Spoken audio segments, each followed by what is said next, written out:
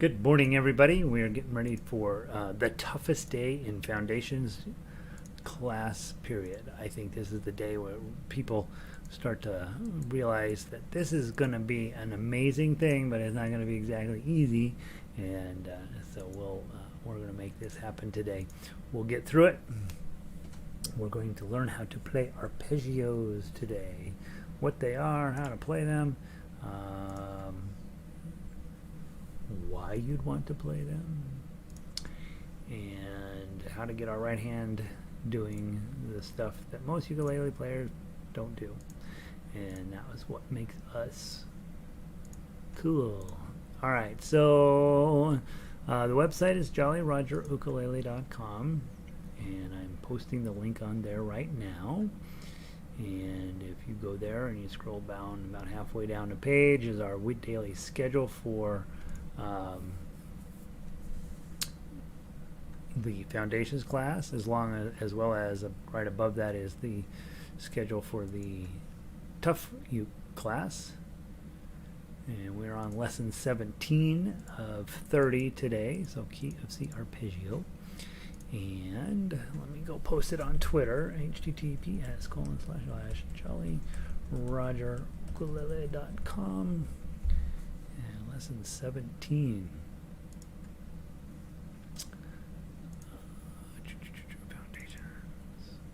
I should get the right little graphic on there and tweet. Alright, so free, lesson 17. Alright, so we got Jolly Roger posted on Twitter. That makes us super famous. And we have the website ready to roll. Let me make sure I got the stuff in my book that we're going to need today.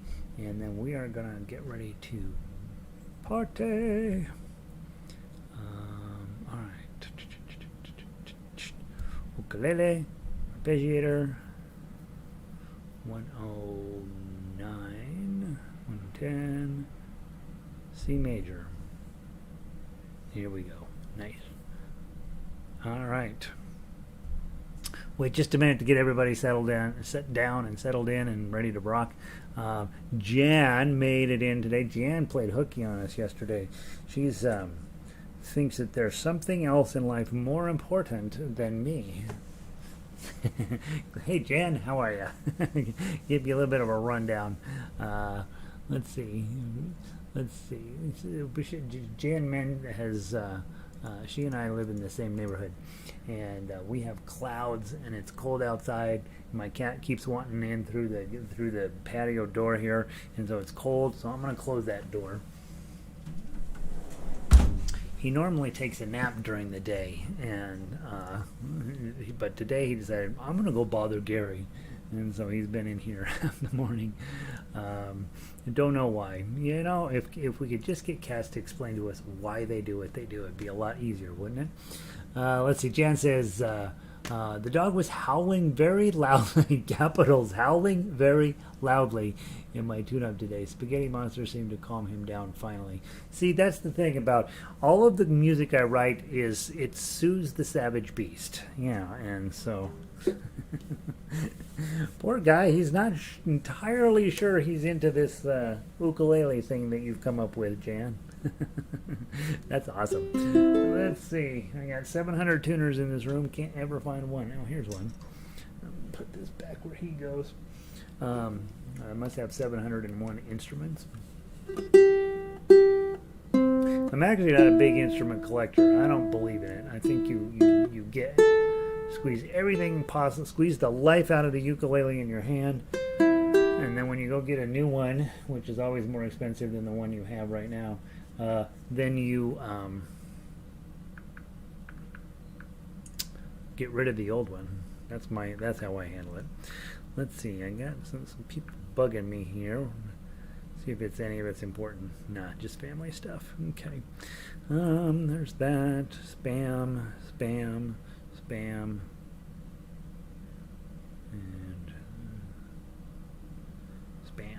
Okay, a lot of spam. I don't know how much time I spend deleting spam. It's ridiculous.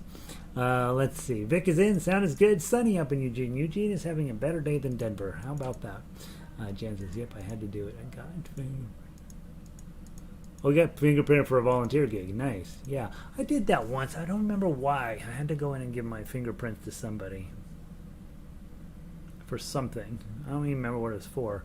Years ago, and they were very nice. You know, you go in and do your thing, and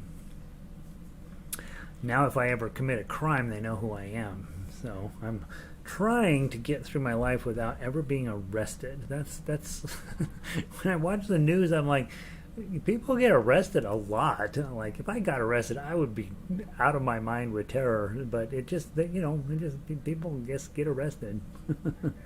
All right, let's see. Michelle is in. Beautiful sunny day here in Rockaway Beach, Oregon. Maybe we will make 70. We're not going to get out of the 40s today, Michelle. We're in a fight, Michelle. I don't like it that yours is better than mine.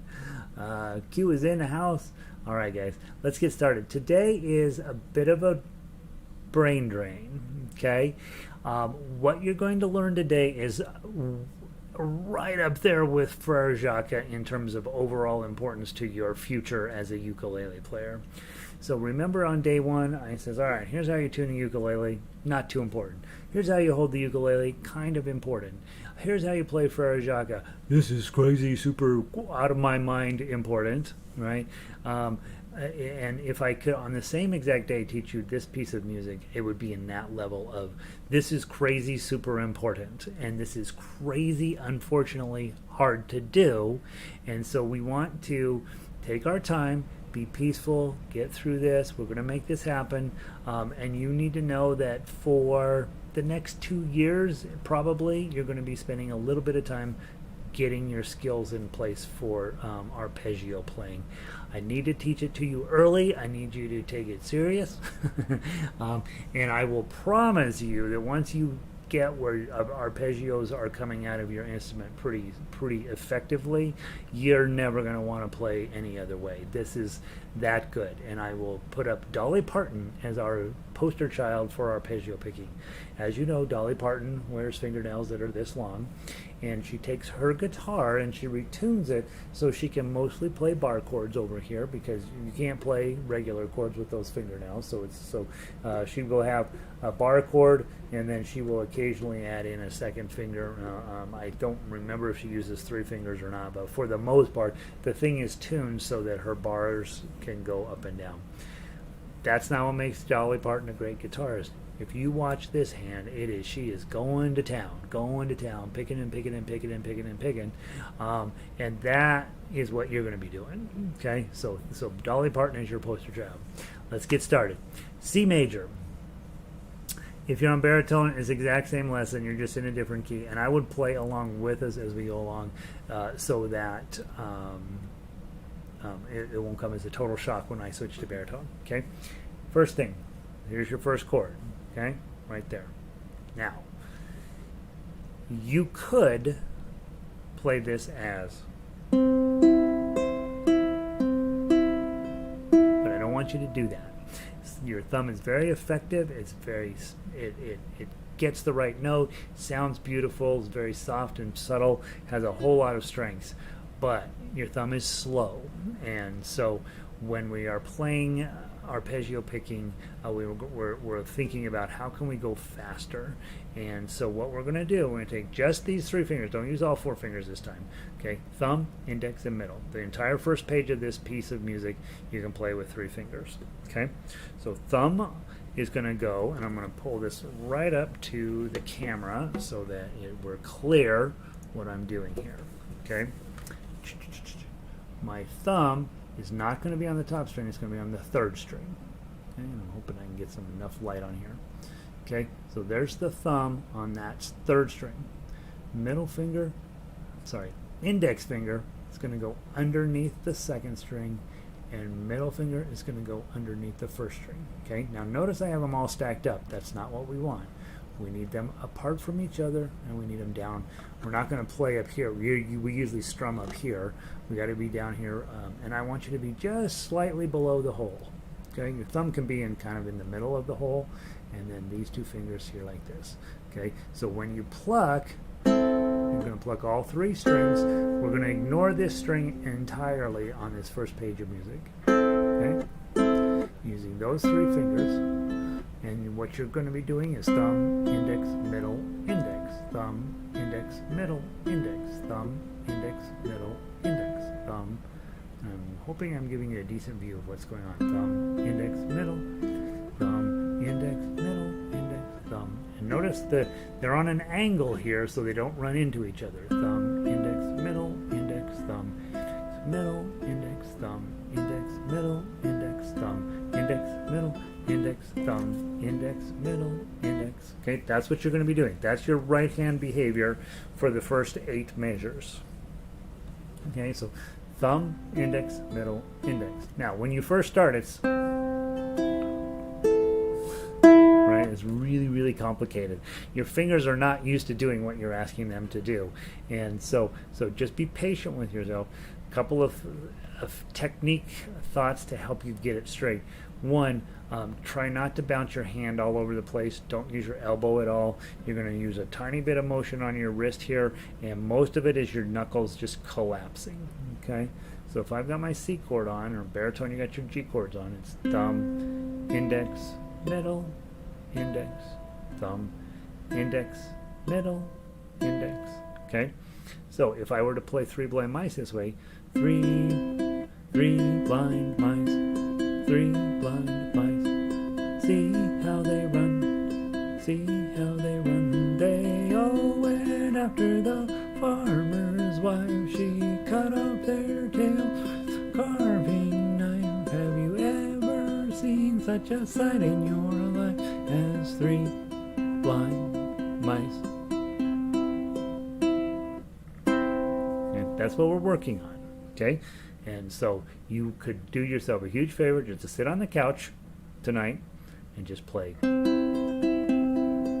Now we have lots of other choices when it comes to arpeggio picking, but this is just the first one we go into in depth to get you ready, to get you thinking about, hey, I'm going to use some fingers, I'm going to use some strings, and I'm going to have a pattern involved in this. What I don't want you to be, I do not want you to think, I have 4 fingers, I have 4 strings, we're going to sit like that, and it's going to be great. Because when we play with 4 fingers on 4 strings, your ring finger ends up on the first string, and that's the most important string, and it's your dumbest finger. So this is not necessarily the best way to do this. In this case, we're just going to drop down thumb, index, middle on these bottom 3 strings, ignore the top string completely. Let's play measure 1, ready, play. Thumb, index, middle, index, thumb, index, middle, index. Now, it's important to stop and think about the notes as well. You're playing a 0, and then a 0, and then a 3, and then a 0. And you're playing this just by holding down the chord. Okay? So that way, when you get to measure 2 and you see 2, 3, 2, 3, 2, 3, 2, 3, you're going to know, hey, I'm going to put on my G chord. And look what I'm holding down. I'm holding a 2 here, a 3 here, and a 2 here. So by holding the chord, I can play the next measure. Ready? Play.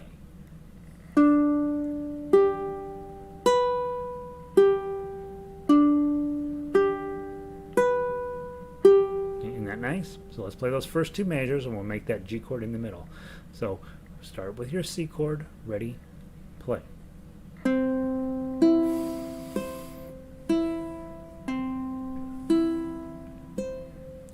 Switch over to your G chord. I'll give you just a second to get that on. Okay, grab a G chord, diagram's right up above there, and play.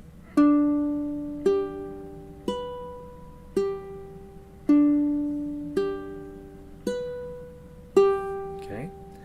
Next measure is an F chord. Put that on. You're holding down a string. You're not going to play. So is that a waste of time? No. What we want to do is get comfy with putting the whole chord on every single time. When you're an intermediate level player, we have a different discussion. But when you're a new player, boy, I want you to put that whole chord on. Even though you're not going to pluck this top string, go ahead and put the whole chord on. And now you're going to play, this is a 0, this is the 1, and this is the 0, right? And so then let's play that pattern. Ready? Play. Thumb, index, middle, index, thumb, index, middle, index. index. Rob made it in, and celebrating his importance in his community. Work is running late. Those people at work always wanting me to do something. It turns out, Rob, you're a valuable human being to the people on this planet. You should take that as a compliment. Yeah, it gets in your way of ukulele playing a little bit, though. Okay, so now you've gone and measure 3. We grab the full chord. Don't just do the 1. You could get away with that, but I want you to. I want you to put a full chord on.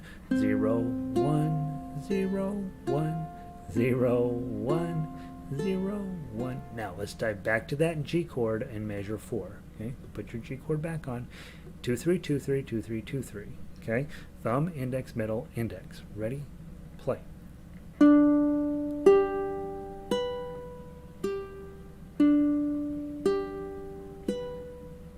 Okay, so measures 5 through 8 are almost identical. 8, there's one little thing that's different in measure 8, but otherwise everything's identical.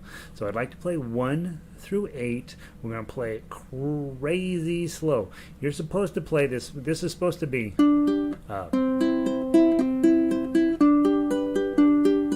okay, I don't want you to play it that fast. Play it half that speed. Play it a quarter that speed. Whatever it takes to get a nice, smooth, even flow from measure 1 through measure 8. Right now you're going to try to play with me. If you're on baritone, go ahead and play. It's going to sound terrible, but the thought process is the same. Ready? Play. Oh, oh, 3, oh, thumb, index, middle, index. Change to the G chord. I'll give you a second, and then go. Thumb, index, middle, index, thumb, index, middle, index. Let's change to your F chord. Same thing. Go. Thumb, index, middle, index, thumb, index, middle, index. Back to your G chord. I'll give you a minute. And then go. Thumb, index, middle, index, thumb, index, middle, index. Measure 5.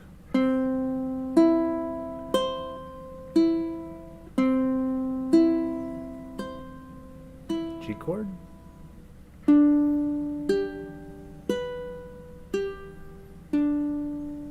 F chord.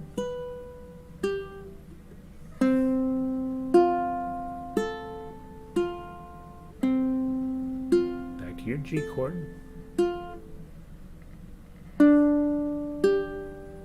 And notice you're only going to hit 2, 3, 2 and then stop.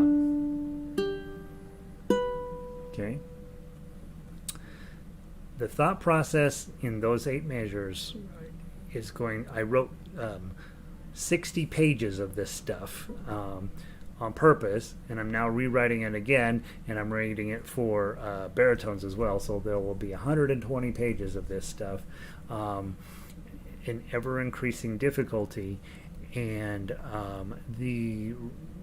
that should give you a general sense of where I feel, how I feel about this. I wrote 120 pages of arpeggios on purpose because it's that important, okay? And if we can get you comfortable with doing arpeggio picking, then all of a sudden you're not going to be playing C chord anymore, right? This song, if you went and gave it to a ukulele player or to strum along, C, G, F, G,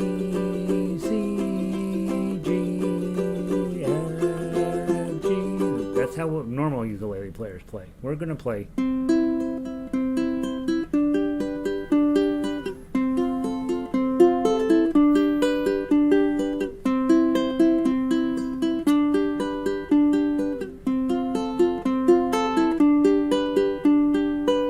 Okay, that's your 8 measures. Okay, exactly the same song. One's played with strumming, one's played with arpeggios. Of the two, quite clearly the second way is a lot more complex, a lot more interesting to listen to, a lot prettier coming out of the ukulele, I would argue, and just a general sense of, hey, you are officially in real music when you are playing this kind of stuff. So super important concept, getting your fingers comfortable with doing these patterns and not your hand not flying all over the place, right? We have a tendency to be... Right, we don't want that. Okay. Okay. practice that this evening. Now, let's keep moving forward. We have different patterns from measures 9 through 12. So go to measure 9, it says 0, 0, 3, and they're stacked up. So instead of dividing them up, I'm going to grab that C chord, 0, 0, 3, and I'm going to pluck all three of those at once. And then 0, 0, 0, 0, 3. Thumb, index, middle. Measure 10, I'm grabbing the F chord, plucking all three at once. 0, middle, index, ring, index, thumb, index, middle. I know the names of my fingers, I really do. Measure 11, we have a different chord. We haven't used it yet. You've already used it in some of the other songs, though. Put your G7 on, pluck that, all three of them at once, and then thumb, index, middle. Measure 12, thumb, pluck, thumb, index, middle. So let's play 9 through 12 again. 1, 2, 3, 4.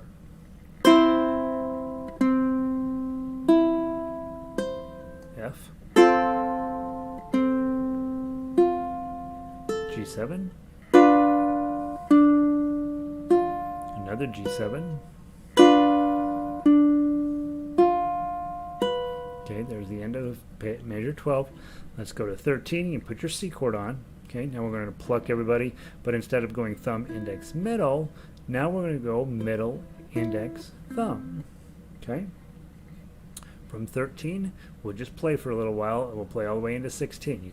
You now know the system, right? Put your chord on, pluck them all at once, and then follow the pattern. So 13, ready, play. Plunk, middle, index, thumb. Put your A minor on.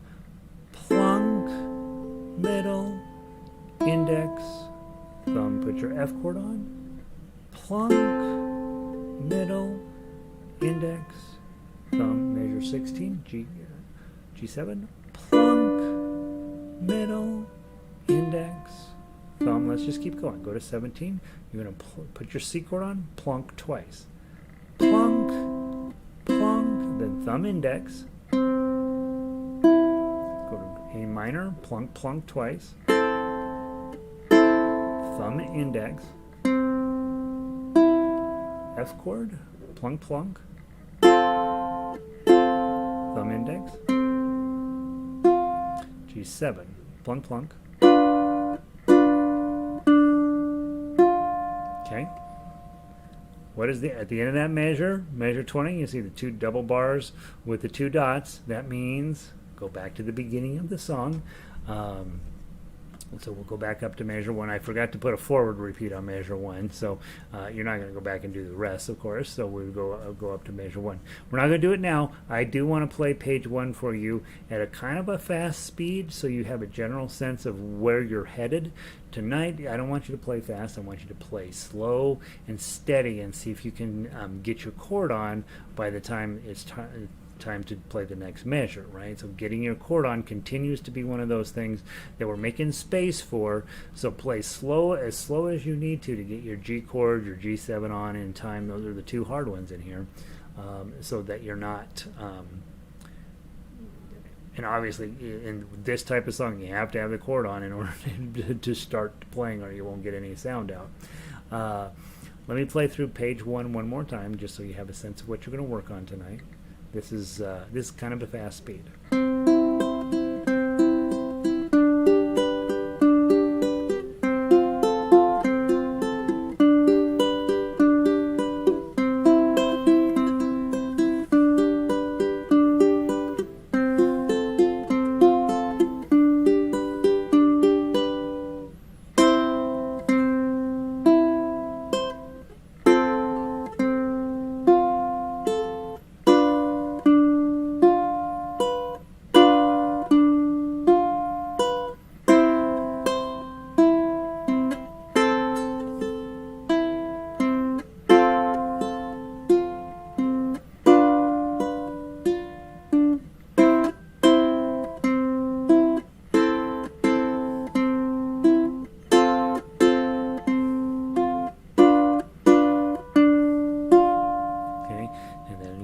repeat or go on to the next page, right? So that's where you're headed. Isn't that pretty? It's just we're taking our basic chords that we learned in, we learned them in Kookaburra, and we learned them in Waltzing Matilda, taking those basic chords, and now instead of strumming them or doing a claw plucking or doing something that we've done before, now we're dividing it up. We're taking the chord and dividing it into the pieces that make up that chord. So in other words, we're taking this C chord, right? But now we're just going to use pieces and parts of it, okay, to make your C chord. This will turn out to be the most important tool that you will use to make regular music sound fancy. And when you look at Liberace playing piano, right? Some of you are old enough to know who he was. Basic melody, and then just tons of fingers going up and down that keyboard. All he's doing is playing the chord, right? Just lots of notes in it. And so, you know, right? And so that's what he's doing, is arpeggio picking on a piano to fill up the space. It's a very effective technique. It makes you sound very professional, and especially if you like singing, and you just like we did with the Three Blind Mice, it makes you sound fancier. 'Tis a gift to be simple, 'tis a gift to be free, 'tis a gift to come down to where we want to be. And when we find ourselves in a place right, it will be in the valley of love and delight. Don't I sound fancy? It sounds very fancy. And I'm actually doing a very important instrumental skill when we're plucking out arpeggios. Okay, let's go over to page 2. Page 2, the notation changes quite a bit, and we are actually now going to use the 4th string a little bit. Okay, so measure 21, 3 important things happen at measure 21. 1, you're still going to use your C chord. 2, it says R-I-T, which means slow down. Ritardando was what that says. And you have to say it like that. Ritardando. Because if you say it any other way, you might get in trouble, right? Ritardando. Make it sound very Italian. Hey, ritardando. I'm going to slow down. Okay, that's my Italian accent. And then you see the 0003, which is a regular C chord, and the little glissando next to it, which comes from My Spaghetti Monster. Strum it down pretty. Okay, so let's do that. Now we're still going to stick with our thumb because we don't have an obvious pattern in this section, so we can play this with our thumb. Play the 3 again, hit the 5 with your pinky, come back to the 3, measure 22, put your G chord on, nice glissando, and then hit the 3. Okay. Measure 23, put your F chord on, glissando with a rest stroke on string 1, hit the 1-3-0, and then measure 24, put your G7 on, and a nice strum there. Okay, that's a 4-beat note, so 2, 3, 4. Okay, then we go on to measure 25. This is the one place where putting your chord on isn't necessary. This one measure. Hit the 0, hit the other 0, hit the 1. Now let's put your G chord on. Okay, and a rest stroke on string 1, and then lift up your middle finger, lift up your ring finger to open that string up and hit a 0.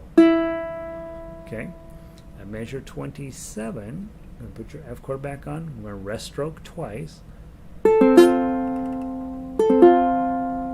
finger on 3, open first string, it's already open, and then another glissando on G7 here at 28.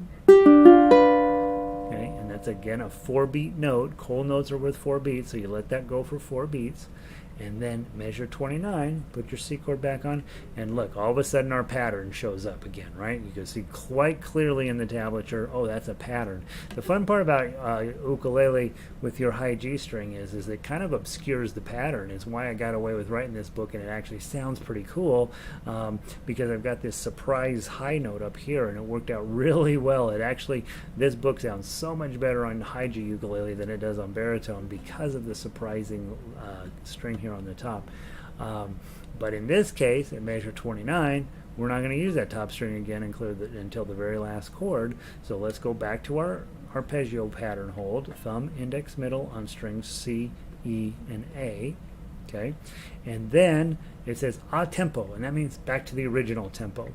For now, you can ignore the tempo markings, right? Really, for most of your life, you can ignore tempo markings. The only time you care about tempo markings is when you're getting ready to go on stage and you're going to be playing with other people, right? And then you've got to do the same thing as them at the same time, right? So this means a tempo. Since we were retardando in 21, we're going to be a tempo in 29, which means slow it down from 21 through 28 and then go back to your original tempo at 29. We don't care about that right now, but just want you to know the vocabulary. Okay, 29, we're going to pluck all three and holding a C chord, then middle index thumb, okay, A minor,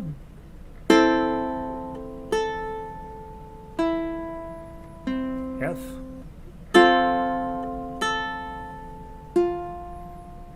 G7, measure 33, 2 C chords, thumb index, A minor,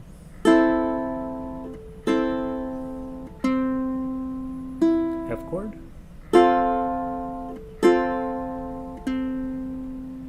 G7s, last one, C chord, you got a glissando and all 4 strings. Okay, that's what you're after. This is a big deal. This is a big deal. It really hurts when you first meet it. Be patient with yourself. Do what you can. We will be working on arpeggios for the rest of your life. So don't feel like you got to get it right this exact moment. Vic says, I love these arpeggios. They are great on for piano too. You know, it's fascinating when you start doing arpeggios. What you will find is you're like, my goodness, I get to take a chord, I get to break it apart, and I get to use all of the notes inside of the chord, and it's really beautiful. And you can take them, like Vic says, you can take them over the piano. One of my students, his mom teaches harp, and one of the things in Suzuki is you're required to memorize everything. And so in Suzuki harp, the problem is these kids, they hear the song once or twice, they got it memorized, they don't even have to look at the sheet music and they can play it. And so she has been using my arpeggio book with her students, because there's no way they know these songs, right? I wrote them, they don't know. And so they're actually forced to read the sheet music, and she says, I just love them, they just sound so nice on a harp, you know. So they do transfer from instrument to instrument, but again, the idea, because they transfer from instrument to instrument, it's just taking the chord, breaking apart, and getting to enjoy the sound of each individual part of the chord. It really does work. Let me play page 2 for you, then I'm going to play baritone, and then you will have then you will know what your plan is for the rest of the day. Okay, measure 21 on sounds like this.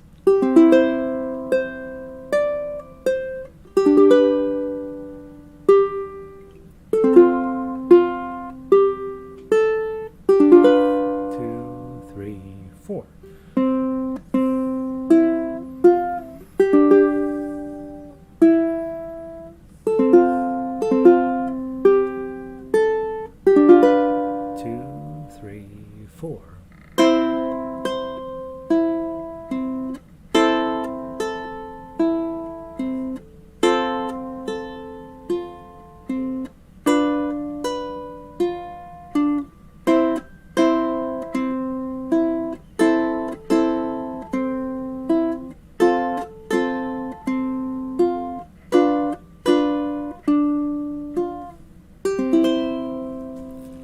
Pretty?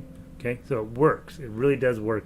And when you think about it, all you're really doing is playing C, G, F, G7, C, G, F, G7, C, C, A minor, F, G7. That's what you're really playing, right? But we're breaking it up and making you sound a lot more sophisticated that way. Michelle says, these are quite beautiful. Yeah, there's 30 of them all together, guys. And then I'm doing for baritone, so there'll be 60 of them all together. The first 10 are pretty important. This last 20 are in keys you're never going to play in anyway. Q is reminding everybody hit the thumbs up. Thank you, Q. Appreciate it. Now let's play it on baritone. Okay, baritone players, you've sat through the lesson, you know what's going on here. I'm just going to play it. Okay, and your chords, of course, are different, and if you want, if you're on a ukulele and you grab the baritone version of this, you can strum along with me while I play the chords, or while I play the arpeggios. You just play the regular old chords, and all of a sudden people are going to be like, golly, they should record that. That's beautiful. Okay, that's not the one I want. I opened up. By the way, the second hour, they're doing a new arpeggio this week, and theirs is super hard. All right. So if you know your chords on ukulele, G chord, D chord, C chord. There's a E minor on ukulele is here. I don't think we haven't talked about that one yet. And D7 on ukulele is these two. I don't think we've talked about that one either yet. But if you want to strum along with the chords, it'll sound pretty cool. All right, let's give it a try. I'm going to play it kind of fast, just so you can hear what's going on. And I won't do the repeat at the bottom of the page. We'll just play through the first page, and then we'll play through the second page. But on Friday, we will play the first page twice and the second page once. Okay, we'll honor and obey the repeats. Okay, so as you're working at home, super slow. Right? Now let me give you this. Let me give you the speed you're shooting for. 1, 2, ready, go.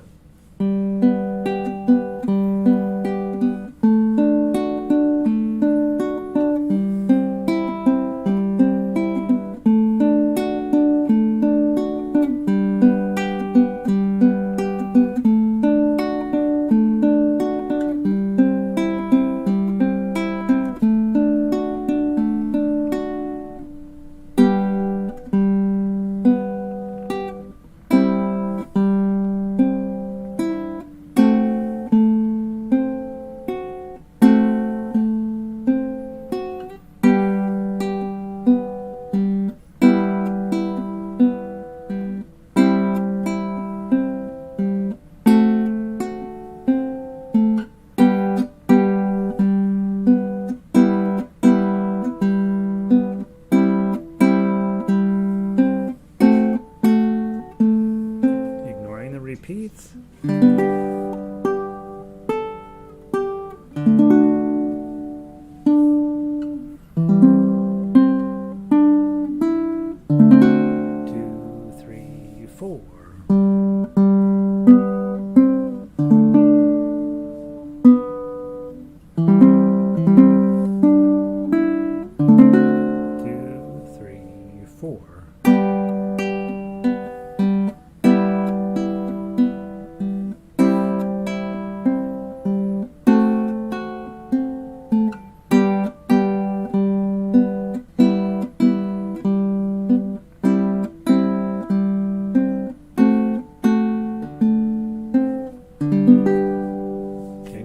That's what you're going for, okay? Be patient with yourself, be in love with yourself, make sure that you are okay with messing these up. The big takeaway, I think the biggest takeaway is grab the chord first and then think about what to do with your right hand. And what throughout that entire book that I wrote, the entire purpose of that was to get me. I was teaching myself back in the day when I wrote these. There were no ukulele books. They were terrible. What was out there, and there's still hardly any ukulele books. It's amazing how slow that people have been to come around to do decent pedagogy with this instrument. But I had to teach myself how to play, and so I wrote that piece out so I would get practice putting those chords on and then working something fascinating over here with the right hand. And all throughout the entire 30-song series, what's interesting is I go back now and look through it, I was getting to be a better player as I got further into them. So the music actually starts off pretty and playable and it's pretty nice, the note, next one you'll work on is G. It's a little harder, but not terrible. Then you'll work on F. It's pretty hard. And then as we go further and further into the 30-song series, they get toward the end where they're crazy hard to play, but they're very interesting, and a lot of chords that maybe don't even belong in there I managed to work in. And so it's a free book, right? So you might as well have that. And I've been updating it for a new version that'll come out probably this summer. With baritone in it as well, and just going through and cleaning up a few typos and that type of stuff in there. But the nice part is you as a player can just start working your way through all of them and building up a skill set that's going to take you to a much higher level as a musician than just strumming chords or even just plucking chords, but taking them, breaking them apart, and being very methodical and thoughtful about how you're handling your right hand. Big takeaway, put the chord on, then figure out what to do with your right hand. That's it. That's all we're working on today, and give you a little bit of time to work on it, right? Let's see. Jan says, good challenge. It challenges my patience to go slow and then slowly increases speed. Here's what I find, okay? I'm taking guitar lessons. You guys probably know this. And my professor is... he's about my age, I think, and he's been teaching guitar since he was 16. So he's got about 40 years of education under his belt. And you want to know what he says to me more than anything? Slow down, slow down, slow down. You know what I say? You know what the thing I say to my musicians in the orchestra and private lessons more than anything? Slow down, slow down. Okay, we think as musicians that we got to get this over and done with, right? We got to get this done. We got to get it done. You don't. You do not. Take your time. Play as slow as you possibly need to get it smooth, and then start cranking up the speed. And I agree with Jen. It's easy to talk about. It's hard to do. But if a fully trained guitar player is telling me, is pretty well trained, right, to slow down, that should tell you something right there. It's slow down. Let yourself be very patient and methodical. Put that C chord on. Bum, bum, bum, bum, bum, bum, bum, bum. G chord.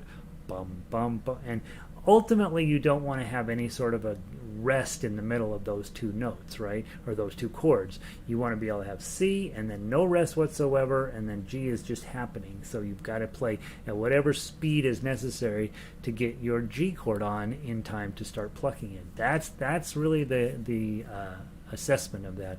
I'm teaching a young man. I think he's 8 now, and he's a heck of a player, and he loves playing fast. Everything's fast, right? And he's 8, so he doesn't have a lot of emotional depth to his playing. It's just fast, and I pick on him a little bit because it's super fast till he gets to a complicated part in the song, and then all of a sudden he crashes, right? Hacks his way through the hard part and then goes too fast again. So we have been working on, you can only play this as fast as your worst part, and that's how fast you can play. Get your worst part figured out, then you can start talking about cranking up the speed. So hopefully that's helpful to you guys. Spend a little bit of time on this over the next day or two in case you have any questions, because these won't go away. We have a whole lot of them to do, and you'll be doing them the rest of your life as long as you know me, because I think they're that important. And then you will take this structure, and then you'll be able to apply that to other things that we need to do in music, like when you're adding in decorative notes, it's always coming in as an arpeggio pattern inside of the chord. Or if you're singing a song and you go through, sing it one way one time and then arpeggio pick it the second time and all that. You've heard of Travis picking. That's a specific style over here that the ukulele teachers have been teaching, which is sort of weird, but that's what they do. There will be all sorts of other types of plucking that we do. Thumb pluck, or thumb pluck, thumb pluck, pluck. And so we got to get full control of your right hand. And the way you do that is by studying these arpeggios. So have a wonderful day, you guys. And this is a good chunk to chew on. This is the hardest lesson. Period. Everything else is easy after this. He says mockingly. No, this is definitely the hardest lesson of everything in of the 30 lesson series. If you can at least get the big picture here and survive this, there's nothing else that's anywhere near this depth of complexity. So just know you survived the worst. You survived the worst lesson, and you're still alive. I think. I don't know. I gotta check and see. There's 8 of you that are still alive, so that's good. All right, guys, have a wonderful day. I'll see some of you next hour. We're doing a couple of beautiful tunes from Mexico. I don't know how to say it. Las Chiapanecas, I think that's how you say it. And my favorite song, one of my favorite songs ever, Las Mañanitas, is later this hour. Probably no harder to play than what you worked on today. So if you want to come hang out and listen to that, that would be great. And I will see all of you tomorrow, all y'all tomorrow. Tomorrow we're going to be working on a new key. We're going to put a little bit more working on the key on G chord tomorrow, and we're going to be talking about a lifelong skill called less is more. Okay, less is more. We'll be working on that skill tomorrow. All right, guys, have a wonderful afternoon, and I will see you tomorrow. Adios.